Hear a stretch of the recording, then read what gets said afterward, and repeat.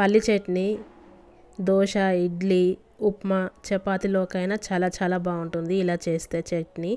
First అయితే ఎలా తయారు చేసుకున్నా చూద్దాం. ఫస్ట్ అయితే ఫ్రై ప్యాన్ తీసుకొని అందులో ఆయిల్ వేసుకొని పల్లీలు వేసుకొని వేయించుకోవాలి. స్టవ్ మీడియంగా పెట్టుకొని వేయించుకోవాలి. మీడియంగా పెట్టుకునే పల్లీలు లోపల నుండి మంచిగా వేగుతాయి.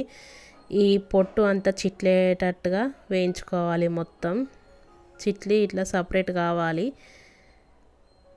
అలా అయితే పచ్చి పచ్చి వాసన రాదు. ఇలా మొత్తం చిట్లి పొట్టు అంతా సపరేట్ కావాలి. వేయించుకున్నాక పల్లీలను తీసి పక్కన పెట్టుకొని సరిపోను ఎండుమిర్చి వేసుకోవాలి.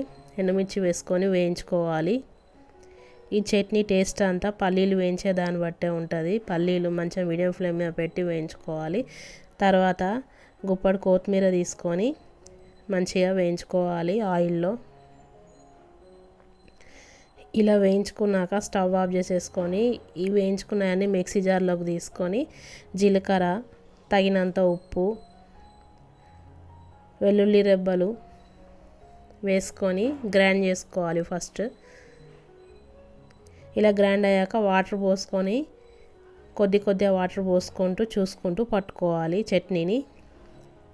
ఇలా పట్టుకున్న చట్నీ దోశలోకి, ఇడ్లీలోకి ఎందులోకైనా బాగుంటుంది. పోపు ఏం అవసరం లేదు ఈ చట్నీకి. పోపు లేకున్నా కూడా చాలా చాలా టేస్టీగా ఉంటుంది.